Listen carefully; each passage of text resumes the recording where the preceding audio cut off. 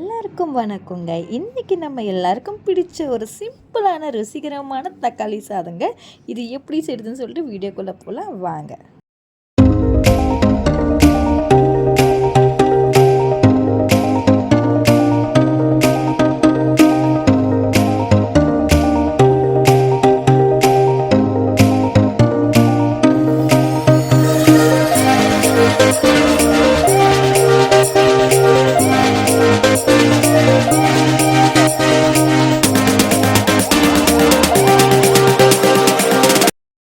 இது என்ன பிரமாதம்?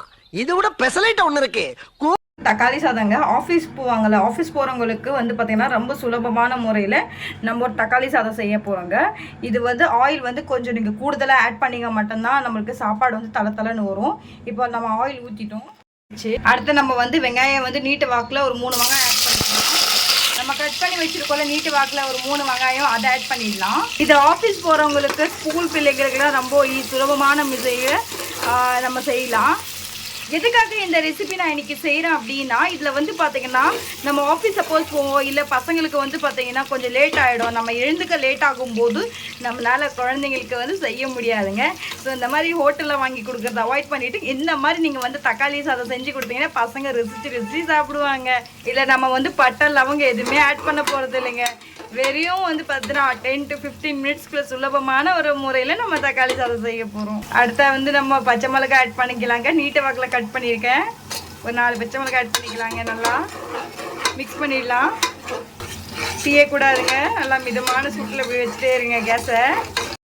வெங்காயம் நல்லா வந்து ஃப்ரை ஆகிடுச்சு. அடுத்த வந்து பார்த்தீங்கன்னா நான் 3 தக்காளி எடுத்திருக்கேன். அதை வந்து நான் பீஸாக கட் பண்ணியிருக்கேன். இந்த மாதிரி ஷேப்பில் கட் பண்ணணும்னு நீங்கள் நினைக்கிறீங்களோ அந்த மாதிரி ஷேப்பில் நீங்கள் கட் பண்ணிக்கலாம். ஏன்னா எப்படி இருந்தாலுமே அது உள்ளே நல்லா மிக்ஸ் ஆகிடும். இப்போ பாருங்கள், நல்லா நம்ம மிக்ஸ் பண்ணிடலாங்க. இது நல்லா வதவணும். எந்த அளவுக்கு தக்காளி திரிஞ்சு வருதோ அந்த அளவுக்கு உங்களுக்கு டேஸ்ட் கொடுக்குங்க. கல்லுப்பு ஆட் பண்ணிக்கலாங்க. கல்லுப்பு ஆட் பண்ணால் கொஞ்சம் சீக்கிரமாக வேகுங்க. நல்லா ஃப்ரை ஆகிடுச்சு. அடுத்து நம்ம என்ன பண்ணலாம்னா இஞ்சி பூண்டு விழுது ஆட் பண்ணிக்கலாம். வீட்டில் அரைச்சிடுங்க. இதை ஆட் பண்ணிவிட்டு நல்லா மிக்ஸ் பண்ணிகிட்டே இருங்க. வாசனை போகிற அளவுக்கு கொஞ்சம் மிக்ஸ் பண்ணிகிட்டே இருங்க. ஒரு 5 நிமிஷத்துக்கு அப்படியே இருக்கணும். மிக்ஸ் ஆகிடுச்சுங்க மசாலா இஞ்சி பூண்டு பேஸ்ட்டோட. அடுத்து நம்ம வந்து பார்த்தீங்கன்னா கரம் மசாலா ஆட் பண்ணிக்கலாங்க. நான் ஒரு 2 டீஸ்பூன் ஆட் பண்ணியிருக்கேன். அடுத்து நம்ம மஞ்சத்தூள் ஆட் பண்ணிக்கலாம். வாசனைலாம் போகிறதுக்கு இந்த இஞ்சி பூண்டு பேஸ்ட்டா வாசனை எல்லாம் இல்லைங்க போயிடணுங்க. அதனால தான் நம்ம லைட்டாக வந்து மஞ்சத்தூள் ஆட் பண்ணிக்கிறோம். மிக்ஸ் பண்ணிகிட்டே இருங்க. கண்டிப்பாக இந்த ரெசிபியை ட்ரை பண்ணுங்கள். ஆட் பண்ண போகிறது கொத்தமல்லிங்க. சப்போஸ் உங்களுக்கு கொத்தமல்லி வேண்டாம் அப்படின்னா நீங்கள் அவாய்ட் பண்ணிடலாம். எனக்கு கொத்தமல்லி போட பிடிக்கும், அதனால் கொத்தமல்லி ஆட் பண்ணியிருக்கேன். இப்போ பாருங்கள், எல்லாம் வந்து மிக்ஸ் ஆகிடுச்சு. மிக்ஸ் பண்ணிடலாம். பாருங்கள், எண்ணெய்லாம் திரிஞ்சு நல்லா மேலே வருது. வந்து பார்த்தீங்கன்னா கிளாஸில் தான் வந்து பார்த்தீங்கன்னா நான் 2 கப் அரிசி எடுத்தேன். அதே அளவில் நம்ம வந்து தண்ணி ஊற்றிக்கலாம். நான் பாஸ்மதி அரிசி ஆட் பண்ணலைங்க. வீட்டு அரிசியில் தான் நான் வந்து சமையல் செய்கிறேன். நம்ம நார்மல் ரைஸ்லேயே வந்து பார்த்தீங்கன்னா இப்போ நான் தக்காளி சாதம் செய்கிறேங்க. பாஸ்மதி அரிசியில செய்யல. இப்போ வந்து பார்த்தீங்கன்னா 2 கிளாஸ் எடுத்திருக்கேன். ஸோ 2 கிளாஸ் வந்து பார்த்தீங்கன்னா 1 கிளாஸ்க்கு 2 கிளாஸ் தண்ணி ஊற்றிக்கலாங்க. 2 3 4 இங்கே பாருங்கள், நம்ம ஆட் பண்ணிட்டோம். அடுத்து நம்ம வந்து நல்லா கொதிக்க விடலாங்க. இந்த சைடில் இருக்கிற மசாலா எல்லாமே நீங்கள் என்ன பண்ணுறீங்கன்னா இப்படி பண்ணிவிடுங்க. அப்போ தான் வந்து நம்மளுக்கு சாப்பிடவும் நல்லாயிருக்கும், பார்க்கவும் அழகாக இருக்குங்க. இப்போ பாருங்கள், உப்பு காரெல்லாம் எப்படி இருக்குன்னு பாருங்கள். உங்களுக்கு தகுந்த மாதிரி நீங்கள் அட்ஜஸ்ட் பண்ணிக்கோங்க.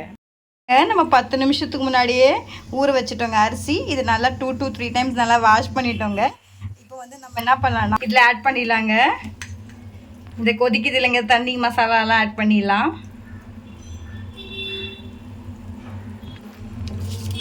தண்ணி இல்லாமல் வடிகட்டி ஆட் பண்ணுங்க. உப்பு வந்து பார்த்தீங்கன்னா மெயின் டேஸ்ட் பண்ணிக்கோங்க. ஏன்னா ஆல்ரெடி நம்ம வந்து வெங்காய தக்காளி ஆட் பண்ணும்போது லைட்டாக உப்பு ஆட் பண்ணோம். அது ஜஸ்ட்டு வந்து பார்த்தீங்கன்னா நல்லா வந்து வேகிறதுக்காக தான் நம்ம உப்பு போட்டது. உங்களுக்கு தேவைன்னா நீங்கள் கொஞ்சம் ஆட் பண்ணிக்கோங்க, உங்களுக்கு ஏற்ற மாதிரி. நல்லா கொதிச்சிருச்சுங்க. அடுத்து நம்ம விசில் போட்டுடலாம். பாருங்கள், விசில் போட்டுட்டேன். ஒரு விசில் விட்டுட்டு 10 நிமிஷம் சிம்மில் வைங்க. 10 நிமிஷம் கழிச்சு பார்க்கலாம். இப்போ பாருங்க நான் தட்டில் சுட சுட பரிமாறுறேங்க. எங்கள் வீட்டில் கெஸ்ட்டு வந்திருக்காங்க. ஸோ எனக்கு டைமே இல்லை. அப்போ தான் நான் ஆஃபீஸ் முடிச்சுட்டு வந்தேன். ஸோ என்ன பண்ணுறதுன்னு யோசிச்சுக்கிட்டே இருக்கும்போது எனக்கு டக்குன்னு இந்த ஐடியா தோணுச்சு. எங்கள் அம்மா சொல்லி கொடுத்த டிஷ்ஷுங்க இது வந்து அடிக்கடிக்கு நாங்கள் வீட்டில் செய்வாங்க. கமன்னு ஒரு 15 நிமிஷம் கூட ஆகாதுங்க, 10 நிமிஷம் செய்யக்கூடிய ஒரு அருமையான ஒரு உணவுங்க அது. இதை நீங்கள் மார்னிங் டிஃபனாக கூட நீங்கள் எடுத்துக்கலாம். ஏன்னா நம்மளுக்கு அவ்வளோ நேரமே இருக்காது. அண்ட் ஈவினிங்க்கு பார்த்தீங்கன்னா நீங்கள் கூட செஞ்சுக்கலாங்க, மதியத்துக்கு கூட நீங்கள் செஞ்சுக்கலாம். உங்களுக்கு தகுந்த மாதிரி தாங்க இது அருமையான மெயின். இது பேச்சுலர் பசங்களுக்கு அண்ட் ரொம்ப யூஸ்ஃபுல்லாக இருக்கும். எங்கள் வீட்டில் கெஸ்ட்டு வந்தாங்க, என்ன செய்யறதுனே தெரிலங்க. இன்னும் யோசிச்சுக்கிட்டே இருந்தேன். நான்வெஜ் எதுவுமே இல்லைங்க. அப்போ டக்குன்னு எங்கள் அம்மா சொல்லி கொடுத்த ஐடியா ஒன்று வந்தது எனக்கு, இது செய்யலாம் அப்படின்னு சொல்லிட்டு. பட் உண்மையாகவே சொல்கிறேங்க, ஒரு தடவை இப்போ தாங்க ட்ரை பண்ணேன். பட் டேஸ்ட் வைஸ் ரொம்ப அருமையாக இருக்குது. நான் செஞ்ச ரெசிபி உங்களுக்கு பிடிச்சிருந்தா லைக் பண்ணுங்கள், ஷேர் பண்ணுங்கள், சப்ஸ்கிரைப் பண்ணுங்கள். மறந்துடாதீங்க. மறக்காமல் என்னுடைய கமெண்ட்டில் உங்களுடைய கேள்விக்கான பதிலை கண்டிப்பாக சொல்லுங்கள். இப்போ பாருங்கள், நான் டேஸ்ட் பண்ணி காட்டலாம். இங்கே பாருங்கள், செம்ம சூப்பராக இருக்குதுங்க. நம்ம பட்டை லவங்க எதுவுமே ஆட் பண்ணாமல் ரொம்ப ஈஸியான மெத்தடில் சுலபமாக ஒரு தக்காளி சாதம் ரெடி ஆகிடுச்சுங்க. இதுக்கு பார்த்தீங்கன்னா நான் பாருங்கள், இதுக்கு எக்கு பாயில் பண்ணியிருக்கேன். ஏன்னா எங்கள் வீட்டில் கெஸ்ட் வந்தாங்க சொல்லிவிட்டு எதுவுமே இல்லை நான்வெஜ்ஜு. ஸோ இது பார்த்தீங்கன்னா நம்ம எக்கு பாயில் பண்ணியிருக்கோம். அண்ட் கூட ஒரு வெங்காய பச்சடி நம்ம ஆட் பண்ணியிருக்கோம். இந்த ரெசிபி கண்டிப்பாக ட்ரை பண்ணுங்கள். ட்ரை பண்ணிவிட்டு எப்படி உங்களுக்கு எப்படி வந்தது, காரம் எல்லாம் எப்படி வந்துச்சுன்னு சொல்லிட்டு கண்டிப்பாக சொல்லுங்கள். ட்ரை பண்ணிவிட்டு பதில் சொல்ல மறந்துடாதீங்க. என்னுடைய வீடியோ ஃபுல்லாக பாருங்கள். அப்போ தான் நான் என்னென்ன இன்க்ரீடியன்ஸ் ஆட் பண்ணியிருக்கேன்னு சொல்லிட்டு உங்களுக்கு தெரியும். சரிங்களா? என்னுடைய வீடியோ சப்போஸ் பிடிச்சிருந்தா உங்களுடைய நண்பர் மட்டும் இல்லாமல் உங்களுடைய நெய்பர்ஸ்க்கும் ஷேர் பண்ணுங்கள். என்னுடைய வீடியோ பார்த்ததுக்கு ரொம்ப ரொம்ப நன்றிங்க. நாளைக்கு ஒரு புதிய டிஷ்ஷுடன் ஒரு ஈஸியான மெத்தடில் நம்ம சந்திக்கும் வரை உங்களுடைய அலமையில விட பெறுவது. Take care. பாய் பாய்.